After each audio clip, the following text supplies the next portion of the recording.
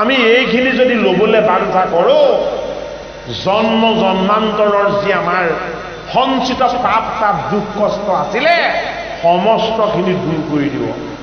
কোনে কৰি দিব? ভগৱন্ত প্ৰভু কৃষ্ণই। ভগৱন্ত কৃষ্ণই ভাগৱতৰ ১১ স্কন্ধত উদ্ধৱ মহন্তক বাক্য দি থৈছে। কি বুলি বাক্য দি থৈছে? হে ৰাম মোৰ প্ৰাণৰ বান্ধৱ উদ্ধৱ, য'ত মোৰ ভাগৱত থাকিব, য'ত তোমাৰ দৰে ভকত থাকিব, মই তাতে প্ৰকাশ হ'ম। মোৰ যি মহিমা শক্তি সামৰ্থ্য আছে মই সেইখিনি তাতে প্ৰকাশ কৰিম, আৰু মোক ভাগৱতৰ মাজতেই মোৰ ভকতে বিচাৰি পাব। সেইটো কাৰণে এই কলি যুগত ভাগৱত শাস্ত্ৰৰ প্ৰতি মানুহৰ অত্যন্ত বিশ্বাস, শ্ৰদ্ধা আৰু ভক্তি। এয়া কি? এয়া যি জানিছে সি ৰহস্যক জানিছে, যিটো কেৱল ভগৱানেহে জানে। এয়া যি কৰিব বিচাৰিছে তেওঁৰ প্ৰতি ভগৱন্তৰ কৃপা হৈছে, সেইটো কাৰণে কৰিছে। ভাগৱতৰ ৪ৰ্থ স্কন্ধত নাৰদৰ লগত এইবাৰ উত্তানপাদ ৰজাৰ পুত্ৰ ধ্ৰুৱৰ সাক্ষাৎ। ধ্ৰুৱ কি? ধ্ৰুৱ হ'ল আমাৰ আত্মা। নাৰদ কি? নাৰদ হ'ল আমাৰ চিত্ত বুদ্ধি। ধ্ৰুৱই আমাৰ আত্মা। বোলে কি? গুধিকাল পুষ্যভাগে দেখিও অদ্যাপি। গুধিকা মানে কি? গুধিকা মানে গুই। পুষ্য মানে কি? পুষ্য মানে নেজ, হয়নে? ঐ আমাৰ এই দেহাটো যদি ভৰি হাতকেইটা মেলি শুই দিয়ে, ঐ দেখিবলৈ গুৰিটোৰ নিচিনা হ'ব। এই দেহাটোৰ নেজটো কি? এই দেহটোৰ নেজটো হ'ল নিৰ্গুণ বস্তু আত্মা। এইটো কাৰণে এই দেহটো থকালৈকে আত্মাক দেখা নাযায়। যেতিয়া দেহটো নিথৰ হয় তেতিয়াহে গম পায় যে এই দেহৰ পৰা আত্মা ঈশ্বৰে বিদায় লৈছে। সেইটো কাৰণে কি বুলি কৈছে? বুদ্ধিকাল পুষ্যভাগে দেখিও অদ্যাপি। এই দেহত থকা চৈতন্য শক্তিটো অন্তিম সময়ত সকলোৱে দেখা পাব। বোলে কি? বোলে মাত কথা নাই, চাহ নিশ্বাস নাই। সত্য কি? সত্য হ'ল ধ্ৰুৱ। সত্য কি? সত্য হ'ল ঈশ্বৰ। সত্য কি? সত্য হ'ল পৰমাত্মাৰ পৰম তত্ত্ব। সেইটো কাৰণে কাৰ পুত্ৰ? উত্তানপাদ ৰজাৰ পুত্ৰ। উত্তানপাদ মানে কি? যি এটা পদ মাটিত দি ৰাখে আৰু এটা পদ দাঙি ৰাখে।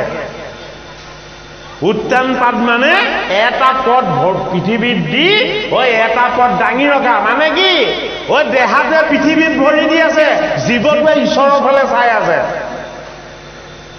এইটো কাৰণে এটা পদৰ ভৰ পৰিছে ভূমিত আৰু ইটো পদৰ ভৰ কি? ঊৰ্ধ্বগামী ঈশ্বৰমুখী। এই তত্ত্বটোৰ নাম হ'ল উত্তানপাদ।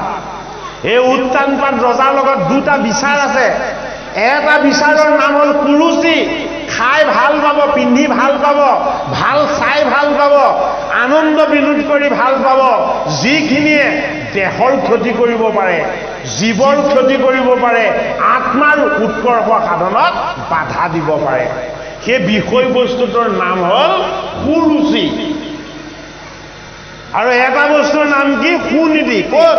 শুদ্ধ বুদ্ধিত, শুদ্ধ বিচাৰত, শুদ্ধ চিন্তাত, শুদ্ধ শাস্ত্ৰত, শুদ্ধ সংগত, সৎসংগৰ ঈশ্বৰ তত্ত্বত কি আছে? সুনীতি আছে। সেইটো কাৰণে সুনীতিৰ পুত্ৰ হ'ল ধ্ৰুৱ। মানে কি? শুদ্ধ সত্য ঈশ্বৰ বিচাৰটোৱে হ'ল ধ্ৰুৱ। সেইটো কাৰণে ধ্ৰুৱৰ সংগ কি? ধ্ৰুৱৰ সংগ হ'ল দেৱৰ ঋষি নাৰদ। অশস্ত সৰ্ববিখ্যানম দেৱৰ্ষি নাম সনাৰদ গন্ধৰ্বনম চিত্তৰাধো সিদ্ধি নামক বিলোমণি। গীতাৰ ১০ম অধ্যায় বিভূতি যুগ। ১০ম অধ্যায় বিভূতি যুগত ভগৱান কৃষ্ণই শ্যাম সুন্দৰ কৃষ্ণৰ তত্ত্ববিলাকক বুজি নাই পোৱা বুলি যেতিয়া ক'লে, তেতিয়া কৃষ্ণই কৈছে মোৰ বিভূতিবিলাক চিনি পাব লাগিব। বোলে কিয়? বিভূতিবিলাকতে মই বাস কৰি থাকো। মোৰ বিভূতিবিলাক চিনি পালেহে মোক চিনি পাবা। এইটো কাৰণে মোৰ বিভূতিবিলাক শুনা। অশস্ত সৰ্ববিখ্যানম দেৱৰ্ষি নাম সনাৰদ গন্ধৰ্বনাম চিত্তৰাথো সিদ্ধি নাম পিলো মুনি। বিৰিখবিলাকৰ মাজত মই অস্বস্থ বৃক্ষ আহঁত বিৰিখ। এই আহঁতটো কি? আহঁতটো হ'ল সংসাৰ। যিজোপা বিৰিখত গোটেই জীৱ তত্ত্ব ঈশ্বৰৰ অংশ সকলোৱে আশ্ৰয় লয়, এই বিৰিখজোপাৰ নাম হ'ল অস্বস্থ বিৰিখ, আহঁত বিৰিখ। আহঁত বিৰিখ মানে কি? সংসাৰ বৃক্ষ। জগতৰ হৰি বৃক্ষ ৰূপেৰে সংসাৰ বৃক্ষ। বোলে তত্ত্বটো কি? অন্য বিৰিখবিলাকৰ শিপাডাল তলত থাকে, মই ৰূপী সংসাৰ বিৰিখৰ ডালপাতবিলাক তললে থাকে, শিপাডাল ওপৰলে থাকে। কেনেকে ওপৰলে থাকে? আমি প্ৰত্যেক জীৱ ঈশ্বৰৰ অংশ। আমি যত জীৱ তোমাৰ পালন হৰি হৰি হৰি হৰিয়ে। গতিকে আমাৰ আচল উৎসটো ক'ত আছে? তলত নাই। আমাৰ আচল উৎসটো আছে ওপৰত। কাৰ লগত আছে? পৰমেশ্বৰৰ লগত আছে, পৰম পিতাৰ লগত আছে। এই পৰম পিতাই তেওঁৰ জীৱবিলাকক এই জগতলৈ আনিছে নমাই কিহেৰে? এই অস্বস্থ বিৰিখৰূপী সংসাৰ বিৰিখেৰে। এই সংসাৰ বিৰিখৰ ডাল হ'ল তিনিটা, এটা হ'ল সত, এটা হ'ল ৰজ, এটা হ'ল তম। এয়াই হ'ল তিনিগুণী অহংকাৰ। এই সংসাৰ বিৰিখত তেওঁ ফল ফুল লগাইছে কি ৰূপেৰে? এই জীৱ ৰূপেৰে। এই জীৱবিলাকেই হ'ল এই বিৰিখৰ পাত। সেইটো কাৰণে আমাৰ কথাত কয় নহয়, ঈশ্বৰৰ ইচ্ছা নহ'লে এটা পাতো নসৰে বুলি, হয়নে নহয়? গছৰ পাতৰ কথা কোৱা নাই। এই সংসাৰ বিৰিখত লাগি থকা আমিৰূপী জীৱৰূপী পাতবিলাক, এই জীৱৰূপী পাতবিলাক ঈশ্বৰৰ ইচ্ছাত লাগি আছো। আৰু তেওঁ যেতিয়া ইচ্ছা হ'ব আমি সেই সংসাৰ বিৰিখৰ পৰা কৰি পৰিম। সেইটো কাৰণে দেৱঋষি নাৰদ ৰূপেৰে মই হলো দেৱঋষি। বোলে কি? এই সংসাৰ বিৰিখত থকা জীৱবিলাকক মই ঈশ্বৰৰ পৰিচয় দিওঁ। কি ৰূপত? নাৰদ ৰূপত। এইটো কাৰণে ধ্ৰুৱকেইটা ঈশ্বৰ পৰিচয় দিব। ধ্ৰুৱকেইটা দেৱঋষি নাৰদে শিকাব পৰম ব্ৰহ্মক কেনেকে বুজিব লাগে। ধ্ৰুৱকেইটা দেৱঋষি নাৰদে বুজাই দিব যে পৰমেশ্বৰ তুমি কেনেকে পাবা। এই গোটেই পথটো কোনে দেখুৱাইছে? দেৱঋষি নাৰদে দেখুৱাইছে। সেইটো কাৰণে দেৱঋষি নামচ নাৰদ। গন্ধৰ্ব নাম চিত্ৰৰদ। গন্ধৰ্বসকলৰ মাজত মই চিত্ৰৰদ গন্ধৰ্ব, যিজনে কেৱল কৃষ্ণৰ গুণ কীৰ্তন কৰি কৰি এই জগতক সদায় পবিত্ৰ কৰি ফুৰে। আৰু মই কি? ময়েই হলো সিদ্ধসকলৰ মাজত কপিল ভগৱান। সিদ্ধসকলৰ মাজত ভগৱন্ত কৃষ্ণই কৈছে ময়েই কপিল। এই কপিলৰ তত্ত্বৰ কথা ক'ত দিছে? ভাগৱতৰ ৩য় স্কন্ধত দিছে কপিল মুনিৰ আখ্যান বুলি। মাতৃ দেৱহূতিক কপিল ভগৱানে ভাগৱত জ্ঞান দিছে, ভক্তিৰ স্বৰূপ দিছে, তামসীৰ গতিৰ কথা কৈছে, ভগৱন্তৰ মায়াৰ কথা কৈছে, ভগৱন্তক কেনেকে ভক্তি কৰি আনন্দৰ পথ লাভ কৰিব পাৰি সেই সংস্কাৰ দিছে। এতিয়া ভাগৱতৰ ৪ৰ্থ স্কন্ধত আমাৰ পাঠ হৈ আছে কি? ধ্ৰুৱ চৰিত। ধ্ৰুৱ পৰম সত্য। ধ্ৰুৱ এই সংসাৰ বিৰিখত লাগি থকা জীৱবিলাকৰ গাত থকা চৈতন্য সনাতন শক্তি। এই শক্তিটোৱে হ'ল আটাইতকৈ সত্য বস্তু, শুদ্ধ বস্তু। সেইটো কাৰণে ধ্ৰুৱ কি? ধ্ৰুৱ হ'ল আমাৰ চৈতন্য সত্তা। কাৰ পুত্ৰ? উত্তান পাত্ৰতাৰ পুত্ৰ। কাৰ পুত্ৰ? সুনীতিৰ পুত্ৰ, সুৰুচিৰ নহয়। সুৰুচি মানে কি? ভোগবিলাক আনন্দ। সুনীতি মানে কি? ন্যায় নীতি সদাচাৰ। ভোগবিলাক আনন্দত ঈশ্বৰক নাপায়। ঈশ্বৰক ক'ত পোৱা যাব? বৈৰাগ্যত পোৱা যাব। ঈশ্বৰক কেনেকে পোৱা যাব? ন্যায় নীতি সৎ আচৰণত লাভ কৰিব পৰা যাব। এইটো কাৰণে ধ্ৰুৱ হ'ল সুনীতিৰ পুত্ৰ, উত্তান পাত্ৰতাৰ পুত্ৰ। আৰু ধ্ৰুৱৰ গুৰু কোন? ধ্ৰুৱৰ গুৰু হ'ল ভাগৱতৰ ৪ৰ্থ স্কন্ধত দেৱঋষি নাৰদ। কিবা অলপ আলোচনা অকণমান পাঠ।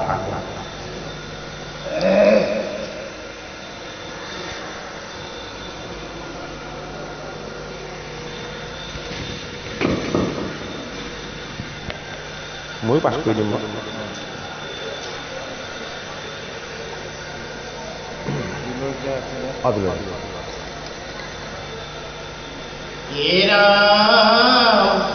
এভহেন কৰা মোৰা ভুল ধৰ পালতি ঘৰ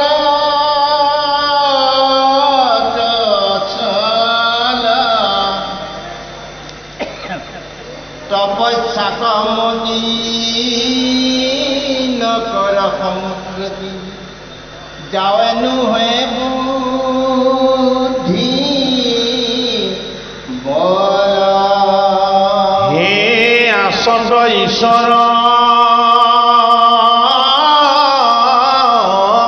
হে তিনি লোকৰ সুখ দুখ ফাল দাতা হে নাহি ভেদ জ্ঞান এ সমাতে সমান জগতৰে পিতা মাতা হে নজানি মনে মানয় অপমান সমাতে হৈবে সমান উত্তমত পিতৃ সমানত ৰতি অধমত দয়া দান পুত্ৰুত মিত্ৰত প্ৰাকৃত লোকত সমভাৱে আচৰিবে নিজ কৰ্ম ফলে সুখ দুখ মিলে তাহাকো মন নলয়বে হে নাৰদৰ বাণী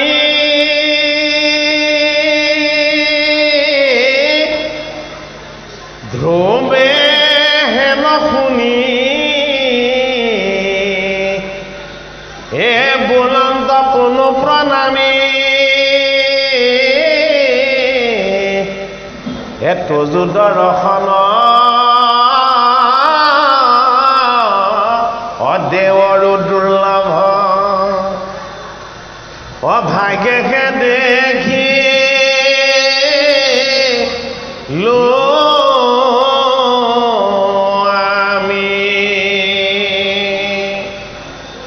ধ্ৰুৱই দেৱঋষি নাৰদৰ ঈষৎ ঈষৎ হাঁহি থকা তেওঁ মুখপদ্ম দৰ্শন কৰি দেৱঋষি নাৰদৰ অৰুণ চৰণ দৰ্শন কৰি তেওঁ মনটো তেওঁ বৰমাক সুৰুচিয়ে কটু বাক্য প্ৰয়োগ কৰি তেওঁ পিতৃৰ কোলাৰ পৰা ঠেকেচ মাৰি নমাই দিয়াৰ কাৰণে তেওঁ মনত যি কষ্ট পাইছিলে সেই বিষাদৰ কোলা ডাৱৰে তেওঁ মনটো ঢাকি ৰাখিছিলে মনত ৰাখিব কথাটো অন্তৰত সুখ থাকিলে ঈশ্বৰক নাপাব অন্তৰত দুখ থাকিলে ঈশ্বৰক নাপাব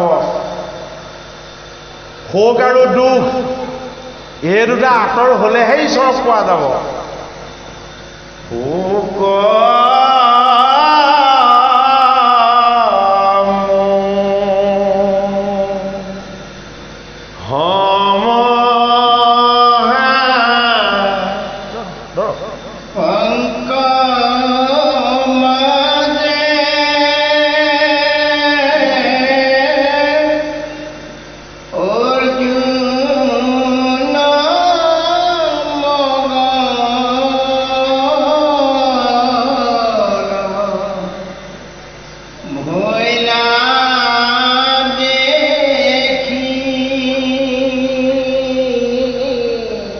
পৰম কৃপালু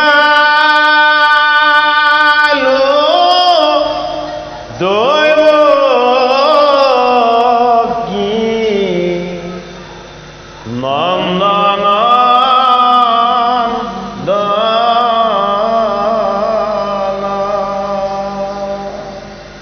অকৃপায়ে ঈশ্বৰে তত কহি উধাৰিলা নিজ ভকতক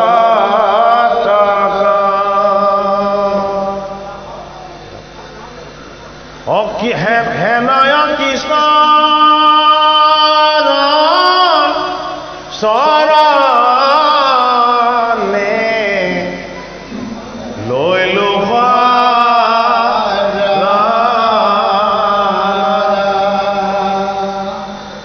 এতিয়া পৰীক্ষিত নিব দিয়ে ভাগৱত কিয় শুনিবলৈ গৈছে গংগাৰ পাৰলৈ তেওঁ কিয় গৈছে পৰীক্ষিতটো ৰজা আছিলে তেওঁৰ ৰাজ্য কোনেও দখল কৰা নাই তেওঁৰ ৰাজ সিংহাসন অক্ষুণ্ণ আছে তেওঁ সোণৰ মুকুট অক্ষুণ্ণ আছে তেওঁৰ ৰাজ আভৰণ অক্ষুণ্ণ আছে হয়নে বাৰু ৰাজ পৰিয়াল তেওঁ পৰিপূৰ্ণ হৈ আছে এয়াই নহয় 7টা জনমেও খাই শেষ কৰিব নোৱাৰাকে তেওঁৰ ৰাজভঁৰালত ধন সম্পত্তি ঐশ্বৰ্য বিভূতি আছে কিয় তেতিয়াহ'লে পৰীক্ষিতে বানপন্থ গ্ৰহণ কৰিলে হীৰৰ মুকুট খুলিলে ৰাজ আভৰণ খুলিলে আৰু কি কৰিলে ব্ৰহ্মচাৰ্যৰূপী বৈৰাগ্য পালন কৰি হাতযোৰ কৰি জন্মেজয়ক মাতি আনি হীৰৰ মুকুট পিন্ধাই মই আজিৰ পৰা ত্যাগ কৰিলোঁ এই হীৰৰ মুকুট আজিৰ পৰা ত্যাগ কৰিলোঁ ৰাজ আভৰণ আজিৰ পৰা ত্যাগ কৰিলোঁ পুত্ৰ পৰিবাৰ সমস্তজনক মই এজনক ধৰিলোঁ বোলে কাক বাসুদেৱ কৃষ্ণ এইটোৱেই হ'ল এক শৰণ এইটোৱেই হ'ল এক শৰণৰ ঈশ্বৰ তত্ত্ব আমি এৰিব নালাগে গীত এৰিব নালাগে সংসাৰ এৰিব নালাগে ঈশ্বৰ মিত্ৰ কাকো আমি গৃহতেই থাকি সংসাৰতেই থাকি আমি এক শৰণযুক্ত ঈশ্বৰ তত্ত্ব প্ৰতিপালন কৰিব পাৰিম কেনেকৈ কৰিব লাগিব ভাগৱতে আমাক যিটো উপায় দেখুৱাইছে কি উপায় দেখুৱাইছে বোলে তোমাৰ এই কাইৰূপী পঞ্চভূতৰ দেহটো তুমি ভাৱ ভক্তি আৰু ভাৱনাৰে ভগৱন্তৰ চৰণত অৰ্পণা কৰিবা তোমাৰ এই মনটো সদায় বাহিৰলৈ দৌৰি ফুৰে এই মনটো ভোগ বিলাস আনন্দৰ চঞ্চলতাত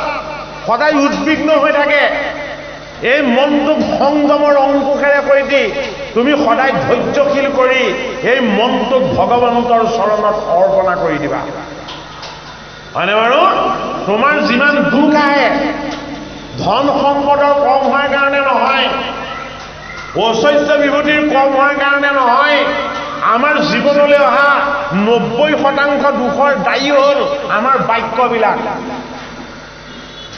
আমি যাকে তাকে যি টি কথা কৈ দিওঁ নক'ব লগা কথা কৈ দিওঁ অকণমান চিদ্ধ লাগিলে বহুত ডাঙৰ আমি কি কৰোঁ বাক্য বান আৰোপ কৰি দিওঁ আমাৰ বাক্যবিলাক অপবিত্ৰ হৈ যায় বাক্য উপবিত্ৰ হ'লে আমি ঈশ্বৰৰ পৰা আঁতৰ হৈ যাওঁ গতিকে একেদিনতে বেয়া বাক্য আমি বেছিকৈ কোৱাৰ কাৰণে আমাৰ কিমানখিনি কোটি কোটি পাপ সঞ্চয় হয় আমি তাৰ কোনো পৰিমাণ আমি অনুভৱ কৰিব নোৱাৰোঁ সেইটো কাৰণে আমাৰ যি বাক শক্তি এই বাক শক্তিটো ভগৱানৰ এই বাক শক্তিত প্ৰকাশ হোৱা যিবিলাক বাক্য এই বাক্যবিলাক আমি ভগৱন্তত অৰ্পণা কৰিব লাগিব ভগৱন্তত অৰ্পিত বাক্যই কেতিয়াও মনলৈ অহংকাৰ আনিব নোৱাৰে ভগৱন্তত অৰ্পিত বাক্যই কেতিয়াও কাৰো মনত আঘাত দিব নোৱাৰে ভগৱন্তত অৰ্পণা হোৱা বাক্যই জীৱক সুখ দিব ঈশ্বৰক আনন্দ দিব আৰু আমাক কি দিব আমাক দিব ভগৱত প্ৰাপ্তিৰ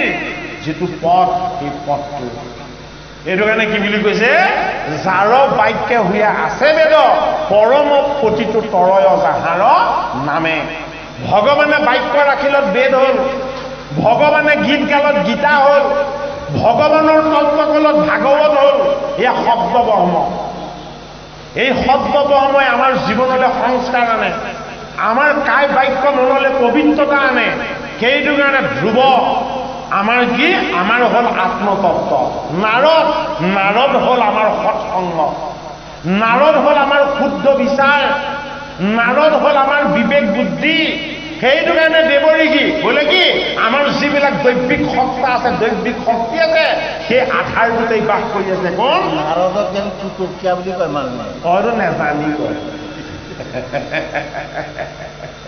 হা নাৰদক টুটকীয়া বুলি নেজানি কয় কিয় কয় নাৰদে চব দেখি থাকে এইটো কাৰণে যিটো সত্য তাৰ কোনো বাছ বিচাৰ নকৰে তাৰ কোনো অকণো চিত্ৰ নেৰাখে এতিয়া টুটকীয়া বুলি কোৱাৰ কাৰণে নাই কংসই কৃষ্ণৰ প্ৰথম সন্তানটোক বধ নকৰাকৈ এৰি দিবলৈ বিচাৰিছে যে অষ্টম পুত্ৰৰ হাততহে মোৰ মৃত্যু আছে প্ৰথম পুত্ৰৰ হাতততো মোৰ মৃত্যু নাই হয়নে বাৰু সেইটো কাৰণে বসুদেৱক কৈছে এইটো ঘূৰাই লোৱা দশম স্কন্ধত আছে দেই সেইখিনি কথা এখেতৰ কথাটো মূৰত ক'বলৈহে গৈছে কথাটো যে নাৰদক যে টুটকীয়া বুলি কয় কামটো তেওঁ টুটকীয়া নিচিনাকৈ কৰিলে যেতিয়া পুত্ৰটো ঘূৰাই বসুদেৱৰ হাতত দিলেহি তেতিয়া কংসক নাৰদে কৈছে বৰ ডাঙৰ ভুল কৰিলা বোলে কি ভুল কৰিলা বোলে এই সন্তানটো তুমি কিয় ঘূৰাই দিলা বোলে এইটো 1 নম্বৰহে 8 নম্বৰ নহয় নহয় ঐ 1 2 3 4 এয়া তোমাৰহে হিচাপ ঐ ঈশ্বৰৰ ওচৰত 1 2 3 4 হিচাপ নাই ঐ অষ্টমটোৱে প্ৰথমত আহিব পাৰে ঐ প্ৰথমটো অষ্টমত আহিব পাৰে বোলে কি ঐ কোন নম্বৰত কাক আনিছে তেওঁহে জানে তোমাৰ হিচাপ তাত নেখাতে সেইটো কাৰণে এইটোক এৰি নিদিবা সেইটো কাৰণে নাৰদক টুটকীয়া বুলি কয় কিয় এৰি নিদিবা বুলি ক'লে নাৰদ ঈশ্বৰৰে এক তত্ত্ব নাৰদে জানে ইয়াক বধ কৰিব লাগিব ইয়াক বধ কৰিলে বসুদেৱ দৈৱকীয়া মনত কষ্ট পাব কংস আমাৰ পাপ হ'ব আৰু সঞ্চিত পাপৰ ফলত এই কংসক বধ কৰিবৰ কাৰণে জগতৰ হৰি কৃষ্ণ আহিব যদি এইটোক নেমাৰে কৃষ্ণ ক'ত আহিব হয়নে বাৰু নাৰদে টুটকীয়া কাম কৰিছে কৃষ্ণক নমাবলৈ আৰু আমাৰ মানুহে কি বুজিলে বোলে নাৰদৰ স্বভাৱটো টুটকীয়া হয়নে বাৰু যদি সেইটো সন্তানৰ নাম আছিলে কি কীৰ্তিমন্ত সেই সন্তানৰ যদি মৃত্যু নহয় 2 নম্বৰ সন্তানৰ জন্ম নহ'ব কোনে জানে দেৱ ঋষি নাৰদে জানে নাৰদে কিয় জানে নাৰদ হ'ল ঈশ্বৰৰ অংশ অৱতাৰ নাৰদ ব্ৰহ্মাৰ মানৱ পুত্ৰ ভগৱন্তৰে তেওঁ এটা ৰূপ সেইটো কাৰণে নাৰদে কি কৰিব বিচাৰিছে নাৰদে ঈশ্বৰৰ গুণদক লীলাহে প্ৰকাশ কৰাটো বিচাৰিছে বসুদেৱ দৈৱকীৰ পলালে অষ্টম পুত্ৰ হৈ যদি কৃষ্ণ আহিবলৈ হয় 6টা সন্তানৰ মৃত্যু হ'বই লাগিব কোনে জানে জানে জগতৰ হৰি কৃষ্ণই হৰিৰে এক অংশ অৱতাৰ জানে দেৱ ঋষি নাৰদে নেজানে জগতে নেজানে সংসাৰে নেজানে বাকী জীৱই সেইটো কাৰণে নাৰদক বদনাম দি দিলে কি বুলি টুটকীয়া বুলি আৰু নাৰদক পূজা কৰিছে ক'ত বাসুদেৱ কৃষ্ণই পূজা কৰিছে দেৱ ঋষি নাৰদক ক'ত পূজা কৰিছে গীতাৰ 10ম অধ্যায় বিভূতি যোগত কি বুলি পূজা কৰিছে যে হেৰা অৰ্জুন এই কৃষ্ণৰ অনন্য ৰূপ এই কৃষ্ণৰ অনন্ত বিভূতি এই কৃষ্ণক তুমি চিনি লোৱা বোলে কি ঐ দেৱ ঋষিবিলাকৰ মাজত ময়েই নাৰদ আৰু মোৰ মাজত কোনো পাৰ্থক্য নাই আমি এক ঈশ্বৰৰ এক তত্ত্ব তেওঁ মোৰ কি তেওঁ মোৰ এটা বিভূতি মোৰ আনন্দ প্ৰকাশ কৰা এটা তত্ত্ব সেইটো কাৰণে কৃষ্ণই নিজৰ বাণীত ৰাখি দিছে কি বুলি অথস্ত সৰ্ববিখ্যানম দেৱৰ্ষীনাম সনাৰদ গন্ধৰ্বনাম চিত্তৰথো সিদ্ধিনাম কপিলো মুনি আৰু তত্ত্ব কথা আছে কি তত্ত্ব কথা আছে ভগৱান কৃষ্ণই কাৰ নাম জপ কৰে 12 জন বৈষ্ণৱ 6 জন ভকত মুঠ পৰিমাণ হ'ল 18 জন এই 18 জনে ভগৱন্ত কৃষ্ণৰ নাম জপ কৰে আৰু ভগৱান কৃষ্ণ বলৰাম প্ৰভু বামন প্ৰভু হয়নে এইসকলে কাৰ নাম জপ কৰে এইসকলে 12 জন বৈষ্ণৱ আৰু 6 জন ভকতৰ নাম জপ কৰে এইটো কাৰণে ভাগৱত শাস্ত্ৰত প্ৰথমতে প্ৰকাশ কৰা হৈছে বৈষ্ণৱৰ গুণ কীৰ্তন যেতিয়ালৈকে আমি বৈষ্ণৱক ভকতক ঈশ্বৰ মূৰ্তি বুলি আমি জ্ঞান কৰিব নোৱাৰিম তেতিয়ালৈকে আমি ভাগৱত শাস্ত্ৰ বুজি নাপাওঁ।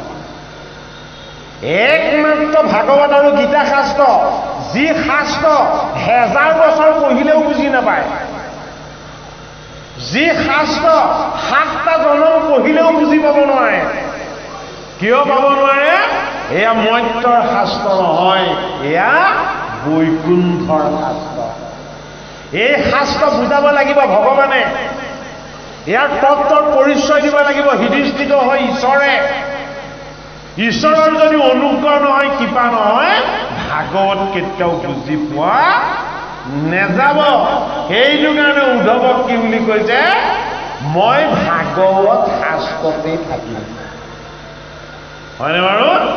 ইমান পাঠ কৰি আছে, ইমান শ্ৰৱণ কৰি আছো, আমি আজিলৈকে কিবা ভালকে বুজি পাইছো জানো? নাই পোৱা। ঈশ্বৰক যিদৰে বুজি পাব নোৱাৰি, ভাগৱত গীতা শাস্ত্ৰও আমি কেতিয়াও নিশেষকে বুজি পাবলৈ সক্ষম নহওঁ। এইটো কাৰণে আমাক কি বুলি দিছে? যে তুমি ঈশ্বৰৰ স্বৰূপটো উপলব্ধি কৰা। কেনেকে কৰা? তোমাৰ মাজতে আত্মাৰূপী ঈশ্বৰ আছে। কি হৈ? ধ্ৰুৱ হৈ। কি হৈ আছে? বোলে এই ধ্ৰুৱক ঠেকেচা মাৰি কোলাৰ পৰা নমাই থৈছে। কোনে নমাই থৈছে? এই তোমাৰ দুষ্ট বুদ্ধিৰূপী এই সুৰুচি স্বৰূপ ভোগবিলাক, আনন্দবিলাকে। আমাৰ হৃদয়তে আত্মাৰূপী ধ্ৰুৱ আছে। এই আত্মাৰূপী ধ্ৰুৱ আমাৰ হৃদয়ৰ সিংহাসনত বহিব বিচাৰিছে, কিন্তু আমাৰ মনৰ ভাৱনাৰ ভোগবিলাক, আনন্দৰূপী সুৰুচিয়ে তাক ঠেকেচা মাৰি কোলাৰ পৰা নমাই দিছে। হয়নে? ধ্ৰুৱ কাৰ সন্তান? ধ্ৰুৱ হ'ল সুনীতিৰ সন্তান। সুনীতি আমাৰ সৎ বুদ্ধি, সৎ আচৰণ, সৎ বিচাৰ, সৎ সংগ, সৎ স্বভাৱ। এইবিলাক মানুহে ভাল পায় জানো? কম মানুহে ভাল পায়। সৰহখিনি মানুহে ভোগ বিলাস আনন্দ এইবিলাকে ভাল পায়। সাধু সন্ত মহন্ত সৎ চিন্তন এইবিলাকক সকলো মানুহে ভাল নাপায়। তাৰ প্ৰমাণ আপোনালোকে পাইছে, আমিও পাইছো। হয়নে বাৰু? যিজনে কোনো ধৰণৰ অহংকাৰ নকৰে, কাকো অন্যায় নকৰে, কাৰো হিংসা নকৰে, সেইজন এঘৰীয়া। হয় নে নহয়? এঘৰীয়া। এতিয়া নহয়, এই ধ্ৰুৱৰ দিনতো। হয়নে? উত্তমক কোলাক বহুৱাই থৈছে। কোনে উত্তম পালে? কাৰ ভয়ত? সুৰুচিৰ ভয়ত। এই সুৰুচি হ'ল আমাৰ মনৰ এটা বিচাৰ। ভোগবিলাক আনন্দৰ উৎসৱ হ'ল সুৰুচি। মনৰ সংস্কাৰ, সুনীতি, সৎ আচৰণ আৰু ঈশ্বৰ প্ৰাপ্তিৰ যিটো উপায়, তাৰ নাম হ'ল সুনীতি। সেইটো কাৰণে এজন পুত্ৰৰ নাম হ'ল উত্তম। উত্তম কাৰ পুত্ৰ? উত্তম হ'ল সুৰুচিৰ পুত্ৰ। আৰু ধ্ৰুৱ কাৰ পুত্ৰ? ধ্ৰুৱ হ'ল সুনীতিৰ পুত্ৰ। ভাগৱত গ্ৰন্থ বিৱৰিত কাহিনীটোৰ আশ্ৰয় লৈ আমাৰ মাজতে থকা ঐশ্বৰিক বিচাৰবিলাক এই ভাগৱত শাস্ত্ৰৰ যোগেদি দেখুৱাব বিচাৰিছে। বোলে কি? তোমাৰ আৰু মোৰ মাজত একো দূৰত্ব নাই, মাত্ৰ তুমি মোক অনুভৱ কৰিব পৰা নাই। বোলে কিয়? মই তোমাৰ হৃদয়ৰ আটাইতকৈ নিভৃত কোণত আছো। ক'ত আছো? অষ্টদল পদ্ম, য'ত তুমি কোনোদিন প্ৰৱেশ হ'ব নোৱাৰা। অষ্টদল পদ্মৰ আটাইতকৈ নিকট পদ্মবাহত কোন থাকে? যমৰাজা থাকে, মৃত্যুপতি। আৰু যমৰাজাই যিখন আমাৰ হৃদয়ৰ স্থানত হৰিক জপ কৰি আছে, তেওঁৰ আগত কোন বহি আছে? তেওঁৰ আগত বহি আছে মহাবৈষ্ণৱ শিৱ। শিৱই জপ কৰি আছে কৃষ্ণ নাম আৰু অষ্টদল পদ্ম। যমে জপ কৰি আছে ভকত বৈষ্ণৱৰ নাম, ভগৱানৰ নাম। আৰু কোন আছে? এই অষ্টদল পদ্মতে বহি আছে এই ধ্ৰুৱ। ধ্ৰুৱ কি? ধ্ৰুৱ আমাৰ প্ৰাণ। এইটো কাৰণে প্ৰাণৰ প্ৰভু পীতাম্বৰ, তুমি দূৰ কৰি আছা মায়া, তোমাৰ নিকটে নাহি মায়া। ধ্ৰুৱ ক'ত আছে? ধ্ৰুৱ লোকত আছে। অকলে আছে জানো? নাই। ধ্ৰুৱলোকত ধ্ৰুৱ আছে নাৰায়ণৰ সৈতে একেলগে। সেই ক্ষেত্ৰখনৰ নাম নাৰায়ণ ক্ষেত্ৰ। য'ত ধ্ৰুৱ আছে তাতে নাৰায়ণ আছে। ক'ত আছে? আমাৰ য'ত প্ৰাণ আছে প্ৰাণতেই পীতাম্বৰ আছে। আমাৰ য'ত প্ৰাণ আছে প্ৰাণতেই প্ৰাণ বায়ু আছে। আমাৰ য'ত প্ৰাণ আছে প্ৰাণতেই আমাৰ জীৱনৰ সঞ্জীৱনী শক্তি আছে। সেইটো কাৰণে অষ্টদল পদ্মৰ মূল আধাৰ তত্ত্ব হ'ল প্ৰাণ। প্ৰাণৰ তত্ত্বতে পীতাম্বৰ, পীতাম্বৰতে লাগি আছে ধ্ৰুৱ। এই ধ্ৰুৱৰূপী ঈশ্বৰ তত্ত্বকে উপাসনা কৰিছে মহাবৈষ্ণৱ শিৱই, আৰু এই তত্ত্বকে উপাসনা কৰি আছে বিদুৰ যম ৰজাই, যি আমাৰ মৃত্যুবতী, আৰু এই তত্ত্বকে শুনি আছে আমাৰ লগত থকা বিদুৰৰূপী জীৱই। এইবিলাকৰ ভাগ ল'বলৈ ব্ৰহ্মচৰ্যব্ৰত পালন কৰিছে কোনে? হয় আমাৰ মনৰ মাজত থকা যিটো ভ্ৰম, এই ভ্ৰমৰূপী ভাৱনাটোৰ নাম হ'ল ভীষ্ম, এজন বৈষ্ণৱ। এওঁ ব্ৰহ্মচৰ্য পালন কৰি ভগৱানক পাব বিচাৰে কিন্তু নাই পোৱা। এওঁ পিতৃৰ সুখৰ কাৰণে জীৱন উচৰ্গা কৰিব বিচাৰে কিন্তু নাই পোৱা। কাক? ভগৱানক। পিতৃ পৰমেশ্বৰ হয় কিন্তু পৰমেশ্বৰৰ সুখৰ কাৰণে নিজৰ কৰ্তব্যক কেতিয়াও ত্যাগ কৰিব নালাগিব। নিজৰ যিখিনি মূল কৰ্তব্য সেই কৰ্তব্যখিনি আমি জীৱন্ত কালত সমাপন কৰিব লাগিব। ভীষ্মই ভ্ৰমত আশ্ৰিত হৈ ভীষণ প্ৰতিজ্ঞা কৰি দিলে। বোলে কি? বোলে মই ব্ৰহ্মচাৰী হৈ থাকিম, মই বিবাহ নাপাতো, মই কৌৰৱৰ ৰজা নহওঁ, হস্তিনাপুৰৰ মই ৰজা নহওঁ, মই ৰাজকাৰ্যত কোনো মাত নেমাতো। হয়নে নহয়? হয়, এইটো আমাৰ মনৰ ভ্ৰম। বোলে কি? মই বাক্যৰ জেদ নেৰো। ঐ এজনো বৈষ্ণৱ ক'ত বহি আছে? অষ্টদল পদ্মত ভীষ্ম ৰূপত, ভীষণ ৰূপত, বৈষ্ণৱ ৰূপত বহি ভগৱন্তৰ মহিমা চাই আছে। সেইটো কাৰণে কৃষ্ণৰ পক্ষলৈ নাহিলে, কৃষ্ণৰ পৰা আঁতৰি আছে। বোলে কিয়? তোমাৰ পক্ষত নাথাকিও তোমাকে পূজা কৰিব, তোমাৰ পক্ষত নাথাকিও তোমাৰ ধৰ্ম ৰক্ষা কৰিব, তোমাৰ পক্ষত নাথাকিও তোমাৰ প্ৰাণৰ ভকত এই পঞ্চম পাণ্ডৱসকলক মই আশীৰ্বাদ দান কৰিম। 12জন বৈষ্ণৱে 12খন স্থানত থাকি এই ঈশ্বৰ কৃষ্ণ আত্মা ঈশ্বৰৰ লগত একত্ৰ হৈ পৰম পিতাক উপাসনা কৰি আছে। সেইটো কাৰণে এই প্ৰাণৰ ক্ষেত্ৰখনৰ নাম হ'ল ধ্ৰুৱ ক্ষেত্ৰ। এই ধ্ৰুৱ ক্ষেত্ৰৰ যিটো সত্য তত্ত্ব ভাগৱত শাস্ত্ৰৰ 4ৰ্থ স্কন্ধত দিছে, ঈশ্বৰৰ ৰহস্য কৰি কি কৰি দিছে? ধ্ৰুৱ চৰিত্ৰ নাম কৰি দিছে। আমাৰ যিমান দুখ আছে মনৰ, আমাৰ যিমান দুখ আছে আমাৰ ভাৱৰ, আমাৰ যিমান দুখ আছে কেৱল এই শৰীৰৰ, আত্মাৰ কোনো দুখ নাই, আত্মাৰ কোনো কষ্ট নাই, আত্মাৰ লগত থাকে সদায় ঈশ্বৰৰ পৰম আনন্দ। সেইটো কাৰণে দেৱঋষি নাৰদে এবাৰ ধ্ৰুৱক কৈছে, বোলে মাতৃয়ে বেয়া ব্যৱহাৰ কৰিছিলে যদিও বেয়া নাপাবা। কোন মাতৃ? তোমাৰ বৈ মাতৃ। খুনীটিয়ে যদি বেয়া ব্যৱহাৰ কৰিছিলে সেইটো বেয়া নাপাবা। পিতৃয়ে যদি কোলাৰ পৰা ঠেকেচা মাৰি নমাই দিছিলে সেইটোও বেয়া নাপাবা। বোলে কিয়? এইটো জীৱনত সেইবোৰ শিকিবলৈকে তুমি এটা সুযোগ পালা।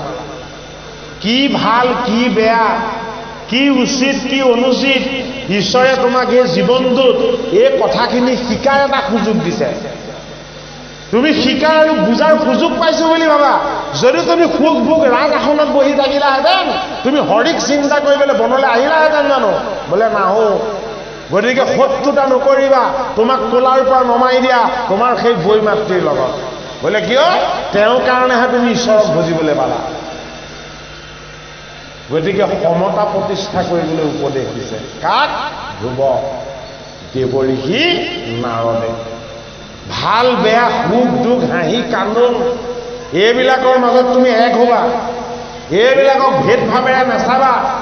যি হৈছে ঈশ্বৰে কৰাইছে বুলি তুমি ভাবি ল'বা, তেতিয়া তোমাৰ মন শান্ত হ'ব, হৃদয় পবিত্ৰ হ'ব আৰু তুমি ঈশ্বৰৰ সংগ পাবা। গতিকে ভাগৱত শ্ৰৱণ কৰি যদি আমি ঘৰলৈ ঘূৰি যাওঁতে আমাৰ মনটোক যদি পবিত্ৰ কৰি লৈ যাব নোৱাৰো, তেতিয়াহ'লে আমি ইয়াৰ পৰা একো লৈ যাব নোৱাৰিম। ভাগৱত শ্ৰৱণ কীৰ্তন কৰি আমাৰ মনত থকা ভেদ জেদ অহংকাৰ এইবিলাকক আমি ইয়াতে এৰি থৈ যাব পাৰিব লাগিব। যিখিনি বেয়া ভাগৱত শ্ৰৱণ কৰি এৰি দিব পৰা যায় সেই বেয়াখিনি দূৰ কৰি দেখুৱাইছে ক'ত ধ্ৰুৱ চৰিত্ৰত ভাগৱতৰ চতুৰ্থ স্কন্ধ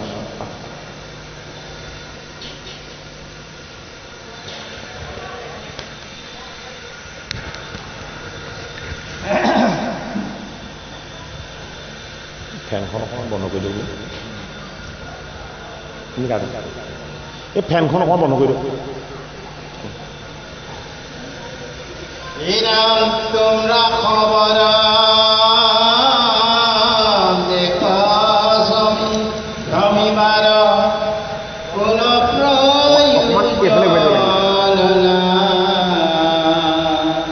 হৰি গুণ গাই পুৰা জগত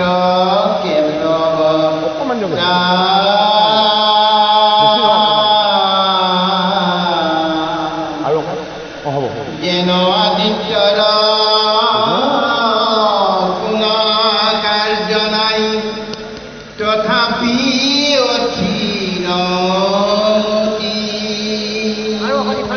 অকণমান দিয়ক লোকৰ কল্যাণ কৰি সৰ্বকাল অপুৰা মাত্ৰ দিনে ৰাতি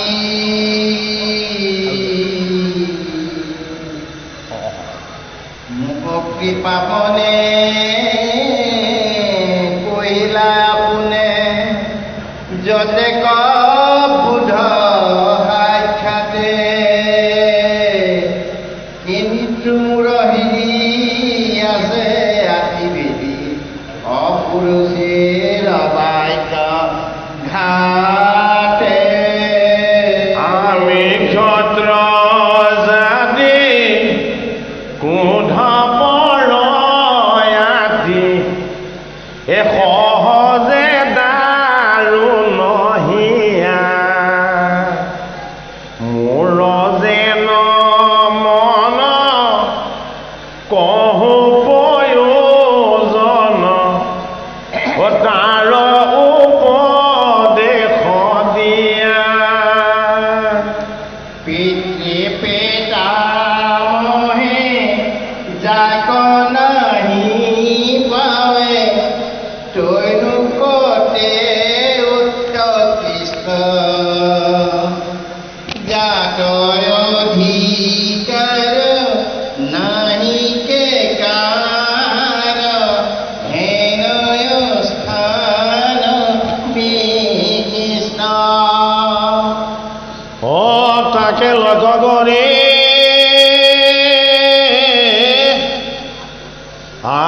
আৰাধিব হৰি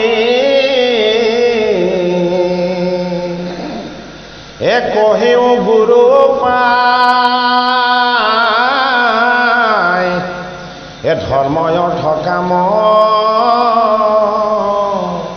এ মুখা প্ৰয়োজন একোতে নাহিকে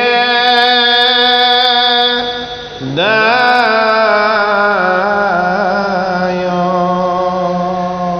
তাকে যেনমতে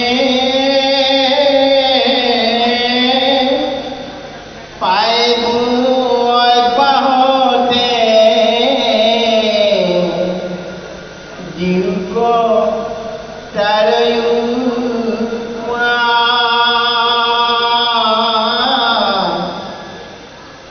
আমি ভাগ্যহীন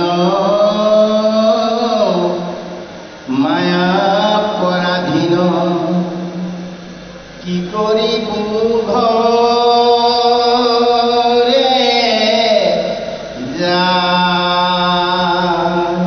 অধুবর গোচর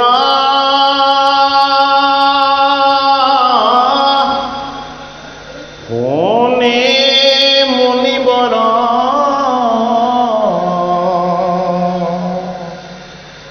আতি প্ৰীতি মন ভুলা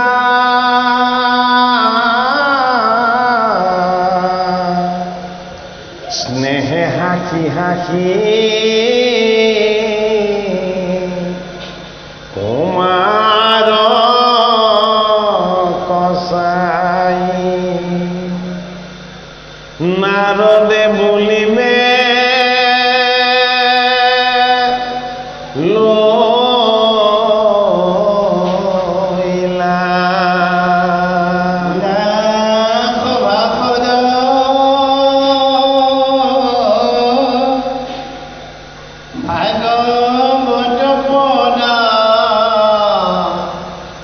চতুৰ্থ স্কন্ধৰ কথা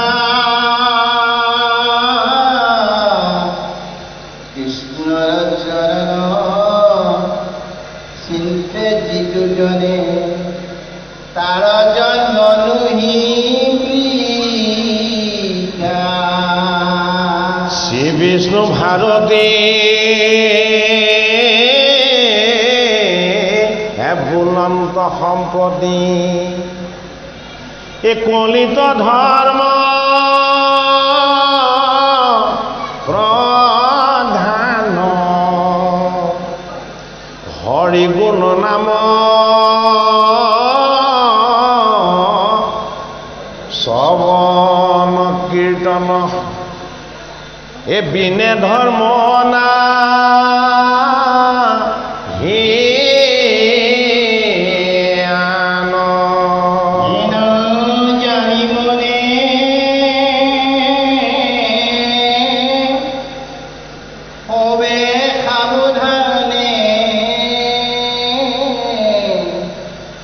কৃষ্ণ কথা শুনি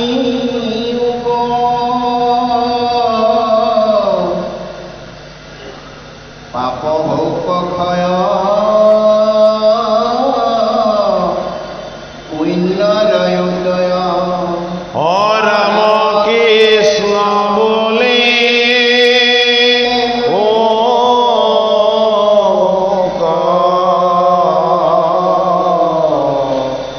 হরে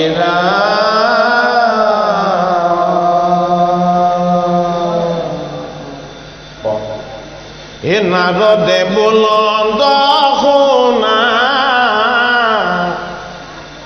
হে রাজা রতন এ পূর্ব উপদেশ দিনু যেন এ দিলো তোমায় এ তাত পৰে সেই উপদেশ নাহি আন হে মায়াটো কহো বাপু শুনা সাৱধান এই ধৰ্ম অৰ্থ কাম মোক্ষ আন সিদ্ধিযত সবে সিদ্ধি হুৱে যাৰ চৰণ সেৱাত হে অকপতে ভজা হেন মাধৱ পাৱ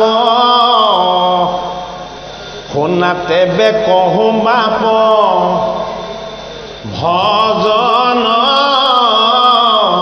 উপায় ৰাম যেন মতে হৰি হয় মাত্ৰ বিদিত যেন মতে পাই সবে মনৰ বাঞ্ছিত হে পুণ্য নদী যমুনাৰ তীৰতে সাক্ষাৎ এ মধুবন নামে এক বন আছে তাত তাত পৰে আৰু পুণ্য ক্ষেত্ৰ নাহি আন জাত সৰ্বকালে গোবিন্দৰ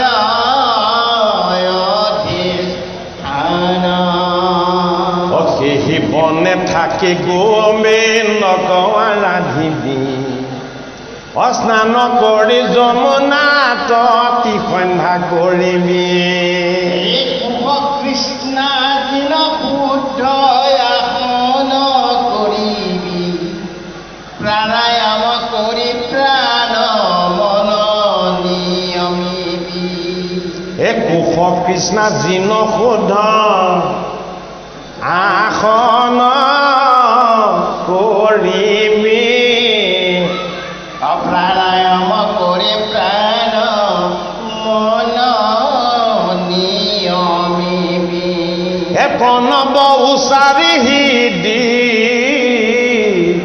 এ পংকজ মধ্য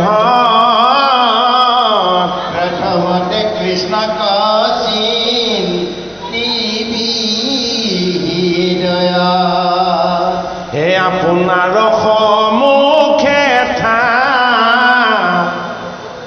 পাছে হৰি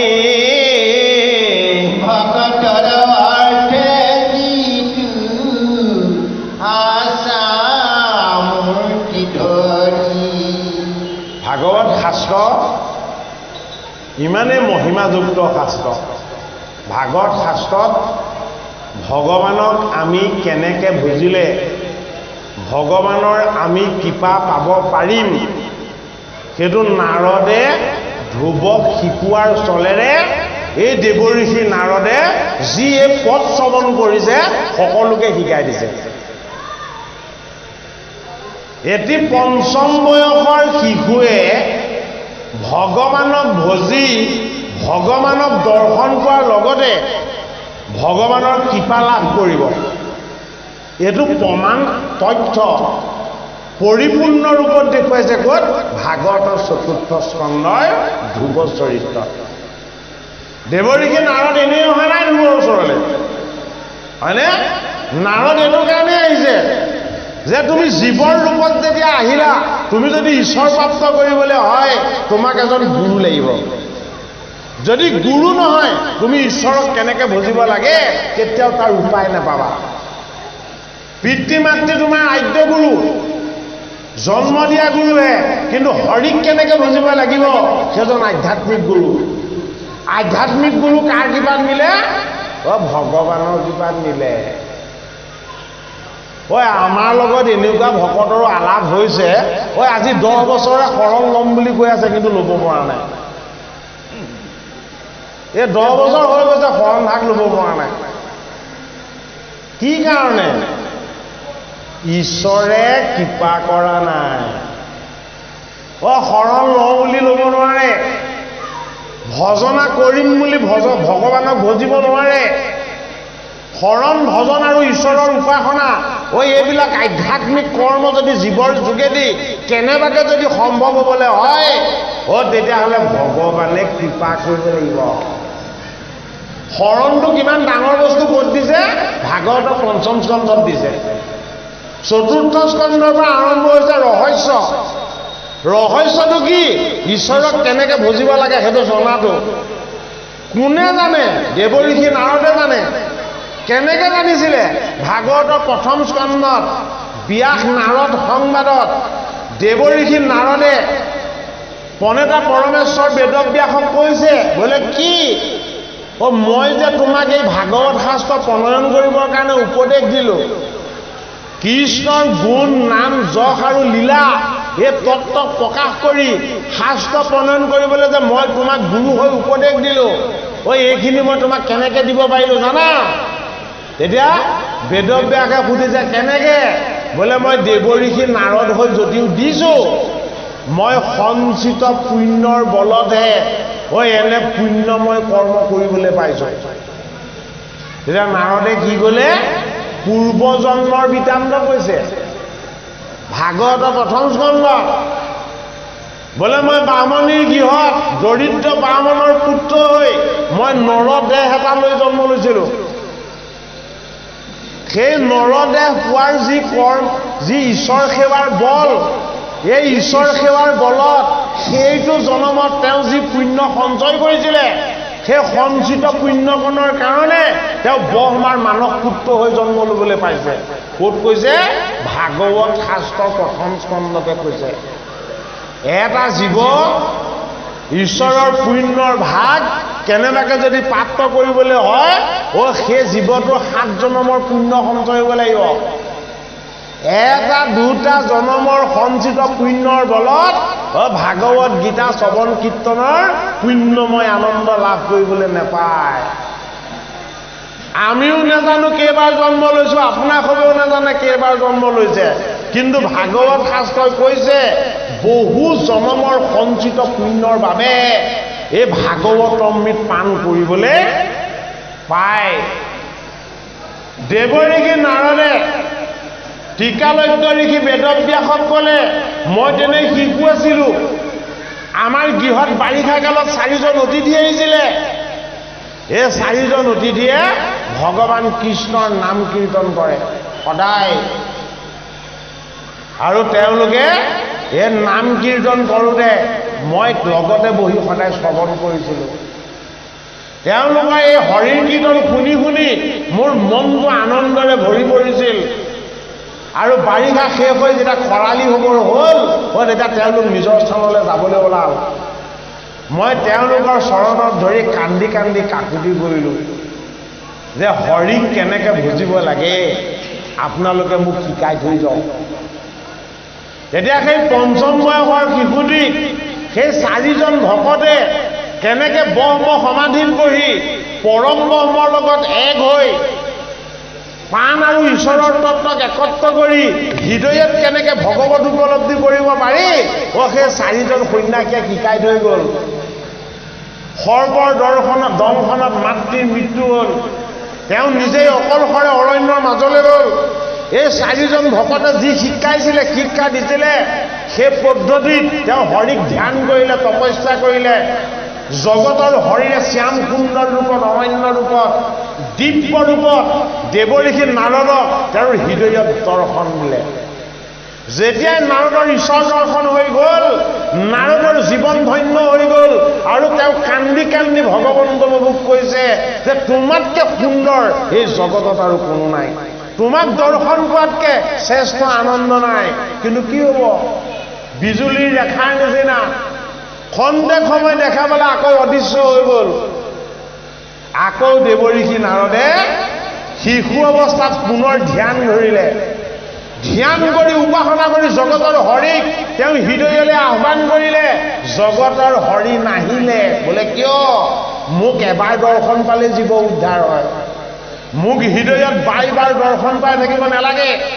যদি মোৰ পুণ্যৰ ভাগ ল'ব বিচাৰিছা, ভকত বৈষ্ণৱৰ সংগ লোৱা, গীতা ভাগৱত শাস্ত্ৰৰ সংগ লোৱা, মোৰ নাম গুণ শ্ৰৱণ কীৰ্তনৰ যি আনন্দ অমৃত, এই আনন্দ অমৃত পান কৰা। মোক দৰ্শন কৰাতকৈও মোৰ শ্ৰৱণ কীৰ্তনৰ আনন্দত বেছি মহিমা আছে।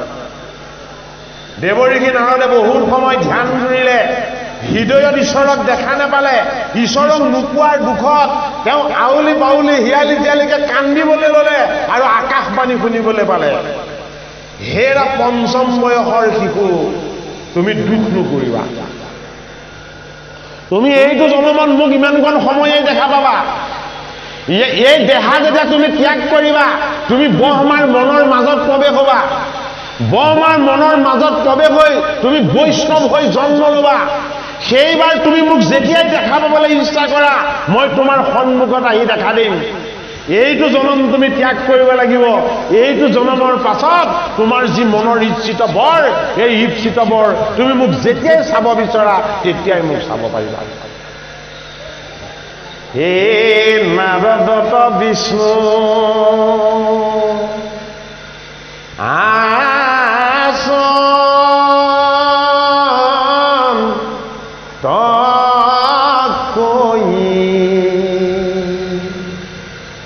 বৈকুণ্ঠতময়ী নাথা ৰৈ এ যোগী ৰুহিয়ায়ে ৰিখ মোদায়ী এ ঠাকুৰ ভকতৰ কীৰ্তন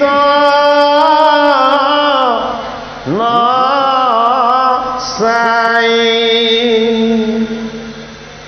ভক্তি মাতাৰ দুটি সন্তান আছিলে। এটি সন্তানৰ নাম হ'ল জ্ঞান আৰু অন্যটি সন্তানৰ নাম হ'ল বৈৰাগ্য। কৃষ্ণ প্ৰভু যেতিয়া বৈকুণ্ঠলৈ গুচি গ'ল, এই মৰ্ত্যলৈ যেতিয়া কলি নামিলে, ভক্তি মাতাৰ দুটি সন্তান জ্ঞান আৰু বৈৰাগ্য নিজৰ ভৰিৰ ওপৰত থিয় হ'ব নোৱাৰা হ'ল। কি হৈ গ'ল? জ্বৰ হৈ বিচনাত শুই থাকিবলৈ ল'লে। এতিয়া ভক্তি মাতাই ব্ৰাহ্মণ ঋষিসকলক গৈ কৈছে, মোৰ পুত্ৰ দুটা উঠিব নোৱাৰা হ'ল, ইহঁতক চৈতন্য কৰি দিব লাগে। ঋষিসকলে কৈছে, আমি যজ্ঞ কৰিম। যজ্ঞ কৰিলে একো ফল নধৰিলে।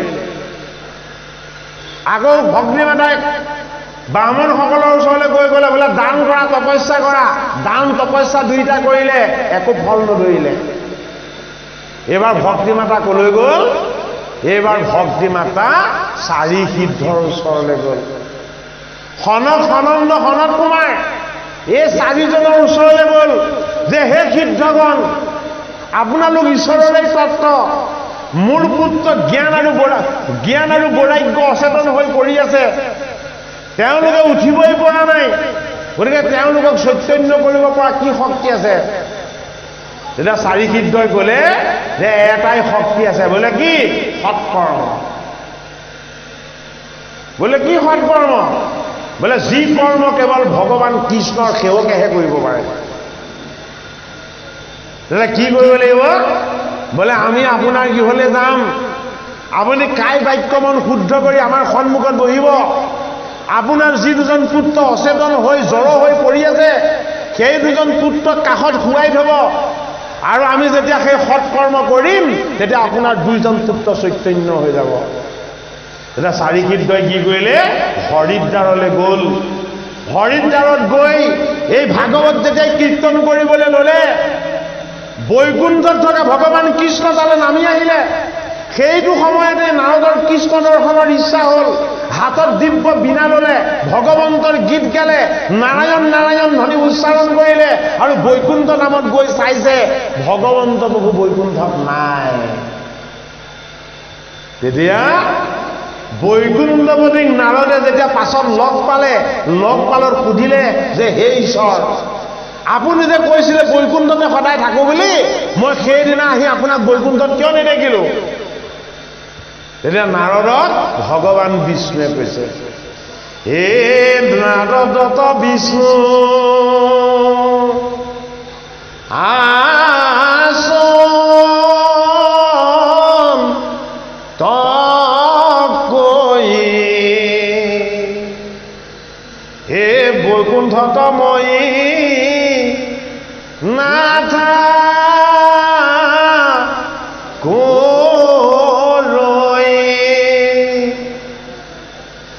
যুগে ৰহিয়ায়ে ৰিখ মোদাই, হে থাকো ভকতৰ কীৰ্তন চাই। চাৰি সিদ্ধই ভাগৱত পাঠ কৰিলে। যেতিয়াই ভাগৱত উচ্চাৰণ হ'ল, যত যিমান ঋষি মুনি আছিলে সকলো আহি হৰিদ্বাৰত বহি পৰিলে। সকলোৱে চাৰিও চাইডে বহুতে হৰিদ্বাৰত এটা আঙুলি থবলৈও ঠাই নাইকিয়া হৈ গ'ল। অচেতন হৈ পৰি থকা ভক্তি মাতাৰ দুই পুত্ৰ জ্ঞান আৰু বৈৰাগ্য এই ভাগৱত পাঠ কৰাৰ পাছতেই থিয় হ'ব পৰা হ'ল।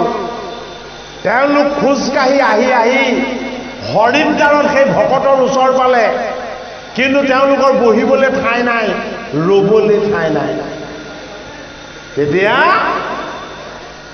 দেৱঋষি নাৰদে ভগৱান কৃষ্ণক প্ৰশ্ন কৰিছে, যি দুজনক চৈতন্য কৰিব বিচাৰিছিলে চৈতন্য হৈ গ'ল, কিন্তু হে জগতৰ হৰি, তোমাৰ কি মহিমা? বোলে কি?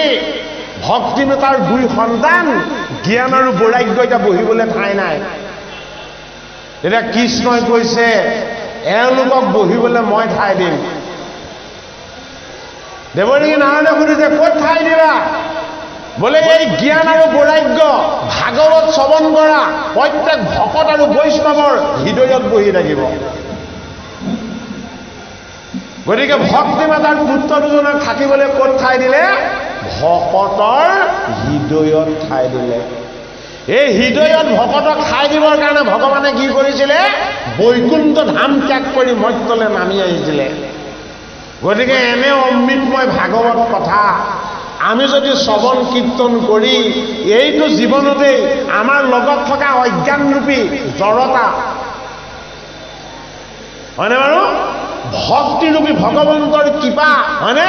এই বৈৰাগ্যৰূপী ঈশ্বৰৰ অমৃত আমি যদি পান কৰিবলৈ অভ্যাস নকৰোঁ, তেতিয়াহ'লে ভক্তি মাতাৰ ভক্তি ভাৱ জগতৰ হৰিয়ে আমাক যদিও দিছিলে, আমাৰ লগতেই থকা ঈশ্বৰ তত্ত্ব জ্ঞান আৰু বৈৰাগ্য সদায় জড় হৈ অচেতন হৈ থাকিব লাগিব।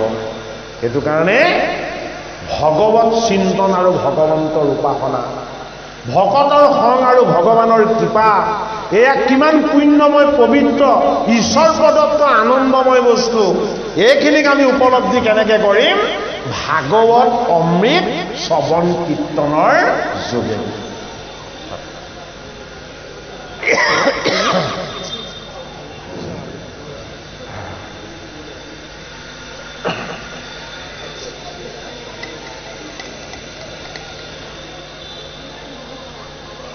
আপোনাৰ সন্মুখে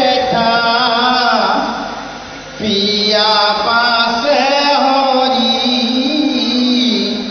ভকতৰ অৰ্থে যিটো আশা মূৰ্তি ধৰি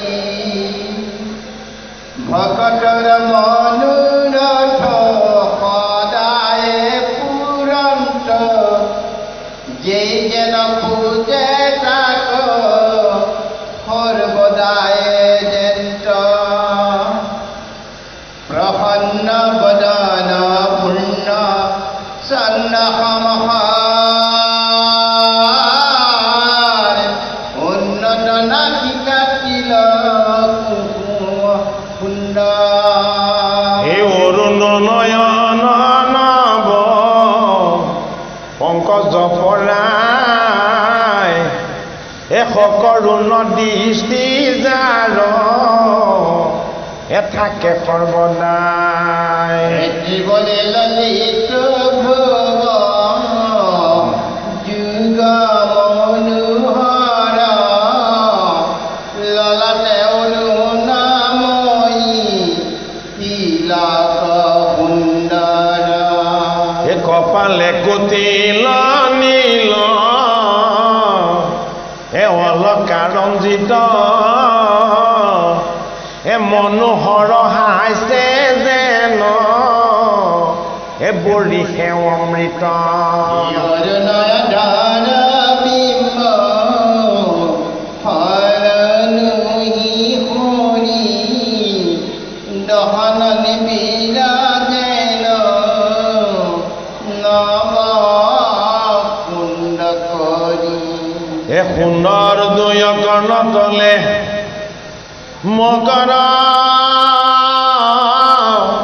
কুণ্ডল এ অমূল্য ৰত্নৰমণি কিৰিটি উজ্জ্বল নয়নরচিত কম্বু কণ্ঠ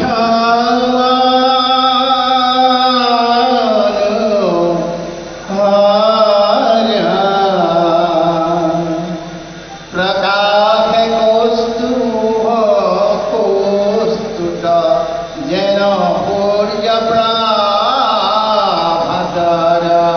এ সিংহবদ্ধ কোটি শুভ হল বক্ষস্থ অহিষ্ট পুষ্ট তুষ্ট দেখি এ নিতম্ব বহ ইনাম নবন্দিল মেঘ শ্যাম শরীরর কান্তি আপাদলম্বিত গলে জলে বৈজয়ন্তী এ সুবলিত চাৰি বাহু যেন কৰি কৰ এ শংখ চক্ৰ গদা পদ্ম এ চাৰি অষ্টধৰ বক্ষস্থল দাহিনে শ্ৰী বৎসলুম পান্তি ৰাম বাম বক্ষস্থলে লক্ষ্মী দেবী প্ৰকাশন্তি হে চৰণ নিৰেখি সদা থাকা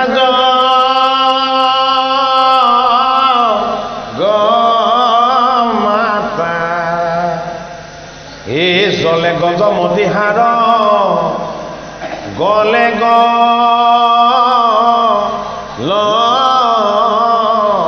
পতা হৰে কৰ মানবু ক্ষমদু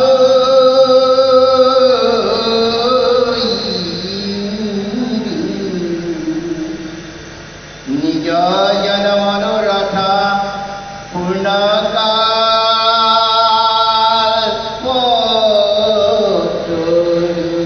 পতিত মেখেলা দিব ৰতনে খচিত অতৰি তজৰিত দিব পাত ভূনিপিত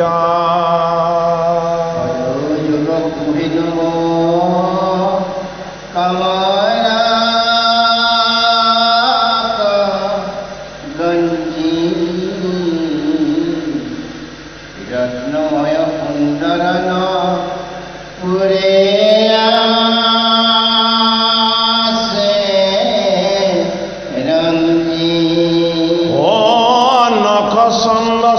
চাৰু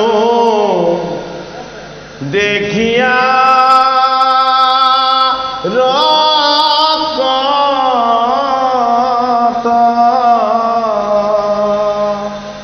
পদতল চিহ্ন ছয়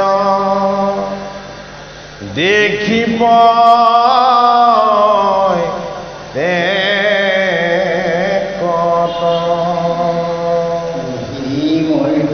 নামনে কৰিবি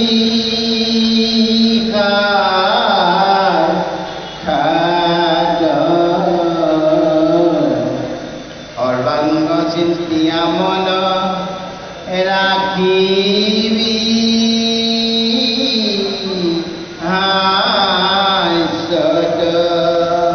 যেন স্নেহ ভাবে চাহি আশা হাস্য কৰি অশেহি ভাবে কত ক্ষণে থাকিবি স্মৰি আনুসৱ নানা ৰূপ এহন্তে ধৰন্ত অসৃষ্টি স্থিতি সংহাৰ কৰন্ত ভগৱন্ত আনুসৱ লীলা মনে চিন্তি যত পাওঁ কৰিবি বিষ্ণুৰ আৰু স্তুতি ভক্তি ভাৱ মূল মন্ত্ৰ কহো কাকো শুন সাৱধানে যাৰ সম মন্ত্ৰ আৰু নাইতি ভুৱনে দ্বাদশ অক্ষৰ মন্ত্ৰতে প্ৰধান যাক জানি হুৱে নৰ হৰিৰ সমান তেৰাত জপিলে দেখা দেন্ত দেৱগণ সাত ৰাতি জপে সিদ্ধ হুৱে প্ৰয়োজন মন্ত্ৰময় মূলময় দাৰু ধাতুময়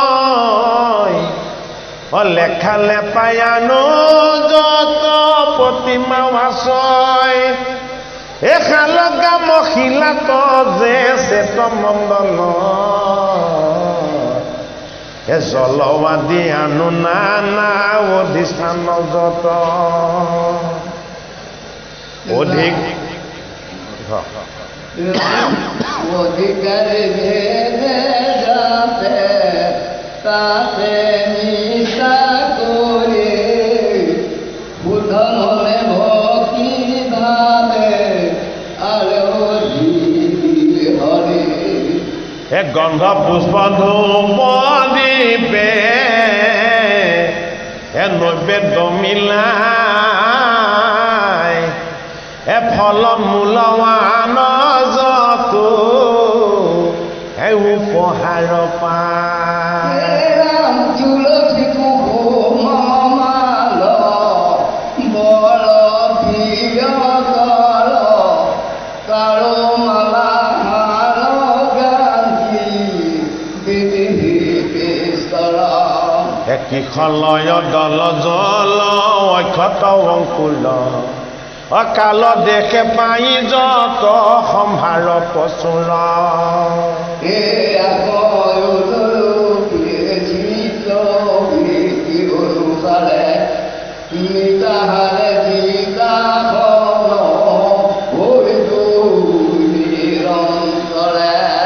এই ভাবে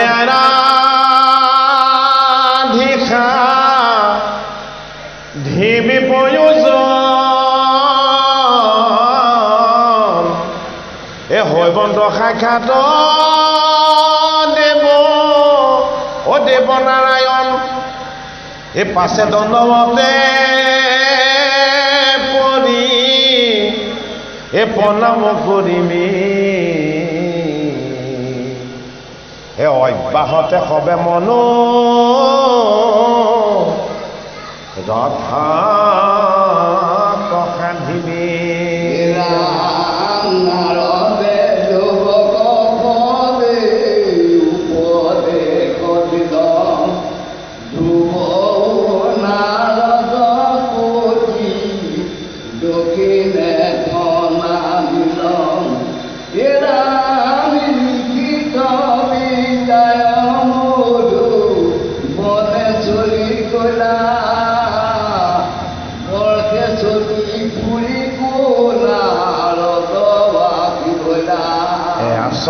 উত্তান পাদ ৰাজা দুখ মনে অপাখীয়া চন্দ্ৰজাত পাত মন্ত্ৰী গণে অবিপঞ্চী বজাই গুণ বনাই আখে এ ভৈলা দেৱ ঋষি ৰাজ সভাত প্ৰৱেশ এ নাৰদক দেখি ৰাজা উঠি তাবখনে এ সাদৰ দিব খাইলাৱানি বিচিত আসনে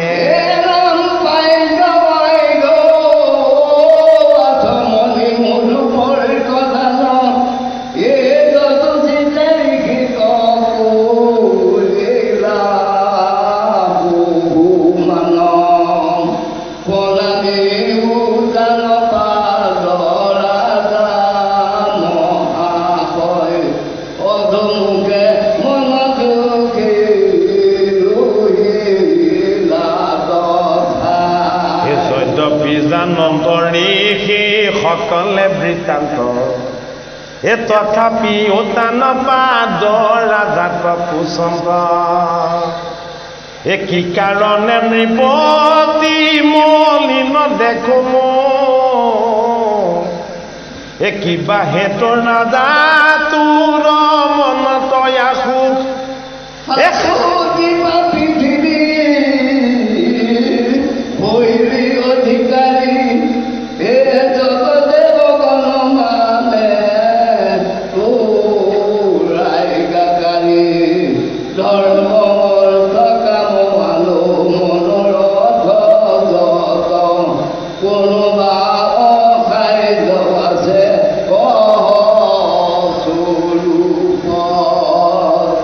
নিশাখতে দিয়া ৰাজা বোলে দুখ মনে এ মই অধমৰ কথা সোধে কি কাৰণে এ শুনা গুৰু বাপ তুমি কহিবাৰ ঠাই এ মোৰ সম পাপী তো ত্ৰিভুৱনে নাই মই চক্ৰৱৰ্তী ৰাজা সাধু পৃথিৱী ইয়াৰ বানৰ জানো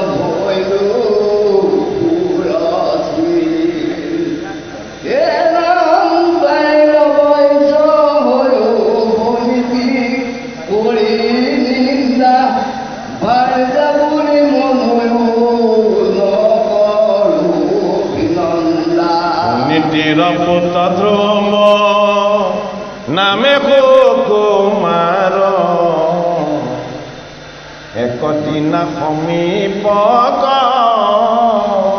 আহিলাই আমাৰ পুৰুষিৰ পুতয়া যে মোৰ কুলাত তাক দেখা সিও মেলিলে কদয়ো হাত পুৰুষিক ভয়ে কলে হে নলৈলো হুকুলি মদ গৰ্বে পুৰুষি পাৰিলাই আৰু গালি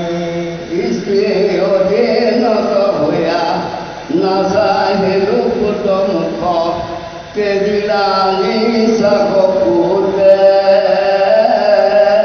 লোভে মহাদুখ ফুকে দুখে বিস্তৰ কান্দিলা দীৰ্ঘস্তৰে পুনিল বনক চুলি গৈ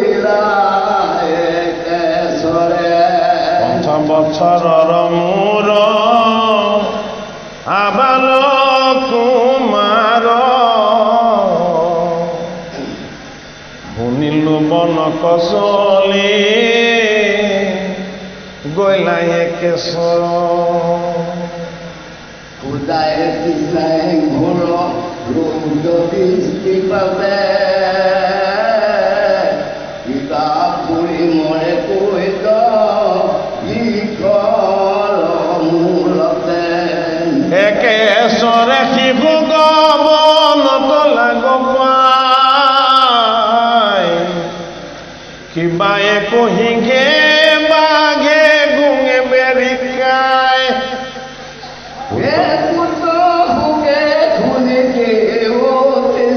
জীবন আকাশে গুণন্দে মোৰ দহে পাঞ্চ পান নিদাৰুণ ইয়াৰ একোনো নিদাৰুণ ইয়াৰ আছে মোৰ উভাৰ জাপুত দোহানো খাই খাতে ভৈলো জন আৰু কিছু বলিবে নোৱাৰে মৌন ভলা কি ৰাজা কম বুলি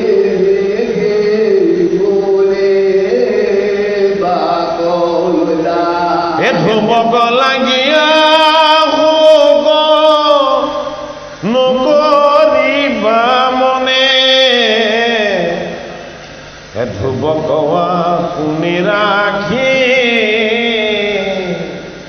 বন্দনাৰায়ণে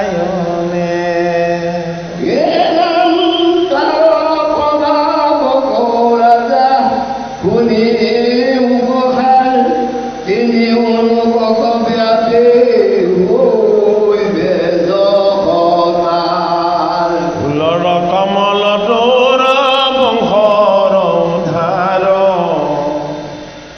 মোৰ মুখে কতে কমৰ নাই গুণ তাৰ দেৱতা খবৰ যিটো পৰম দুষ্টৰ হেন কৰ্ম কৰিবে তোমাৰ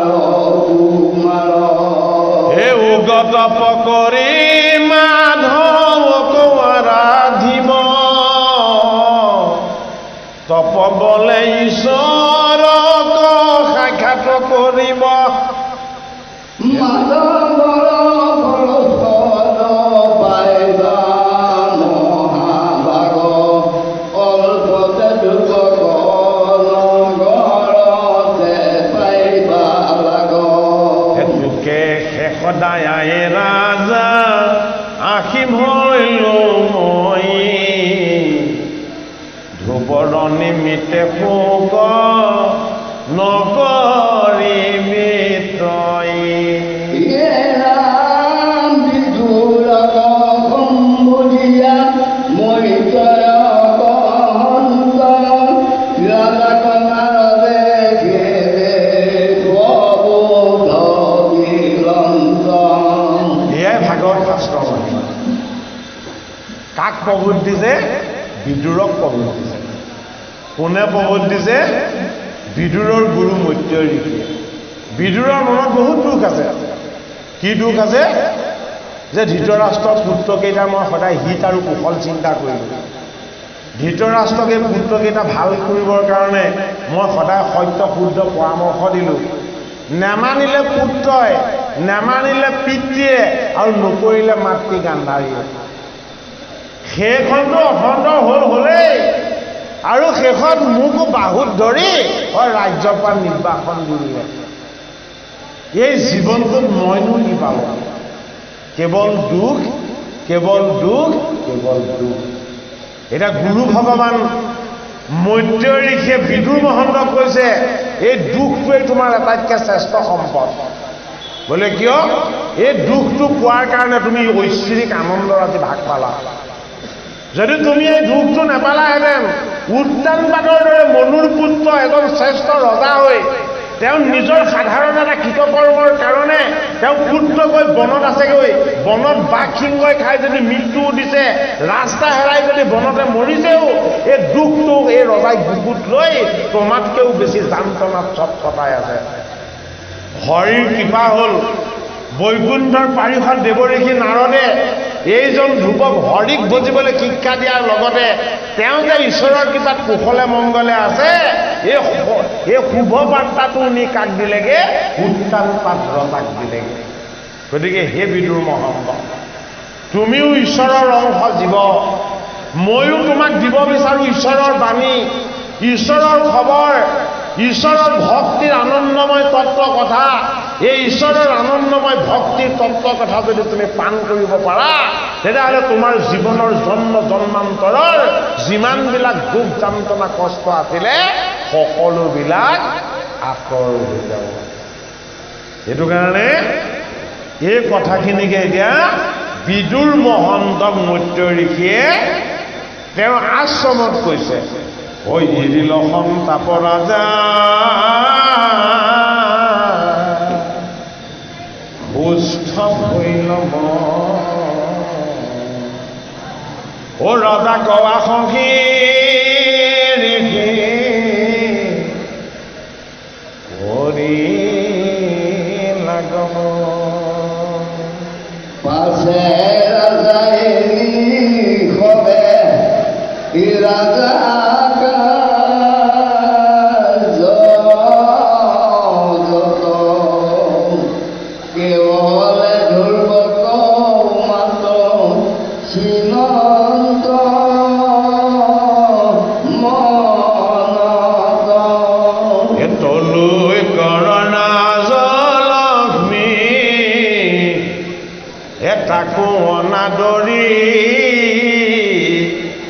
রাতি দিনে থাকে মাত্র কুমার কসমরি ধ্রুবর মহিমা গুণী মুনির বচনে আপনাকে পিত পিত হেন মনে মানে আপনার দুষ্কৃতি ফুমৰি ৰাজা মনে আপোনাৰ নিন্দা ৰাজা কৰন্তে আপোনে এ শুনিত আশা খবৰীয়া নিপবৰ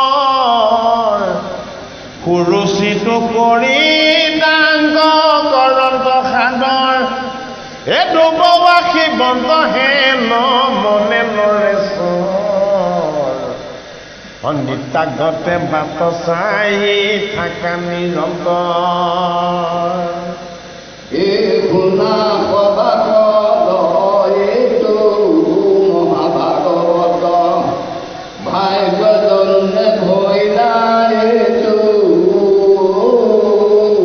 ভাৰত খণ্ড হয় আউৰ কি মনুষ্য হৈ মাহেনয়া খাই আছে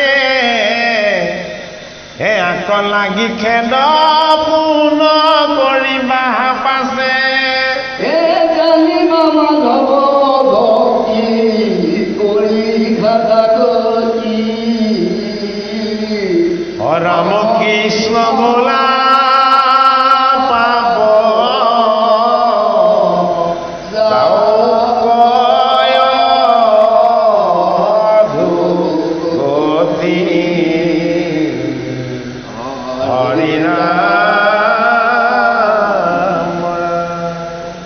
পাব গতি গুৰুমূৰ্তি বাপবান্ধৱ ভকত বৈষ্ণৱ সমস্ত আপোনাক সৎ কৃপালু ভকত বৈষ্ণৱ সেৱকী সমস্ত নিমন্ত্ৰণ ৰক্ষা কৰি আমি আজি অকণমান ভাগৱত অমৃত পান কৰিবৰ কাৰণে আহিছোঁ।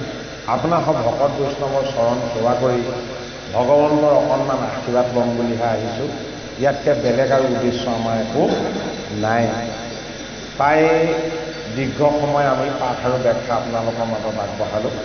আমাৰ কৃপালু বাজনে অকণমান পাঠভাগ ধৰকি আমি অকণমান জিৰণি ল'ম আৰু যদি হয় আকৌ অকণমান ব্যাখ্যা কৰিবলৈ যদি কয় তেতিয়াহ'লে ব্যাখ্যা আগবঢ়াবলৈ যত্ন কৰিম। আমি পাঠ কৰিম। কৃষ্ণ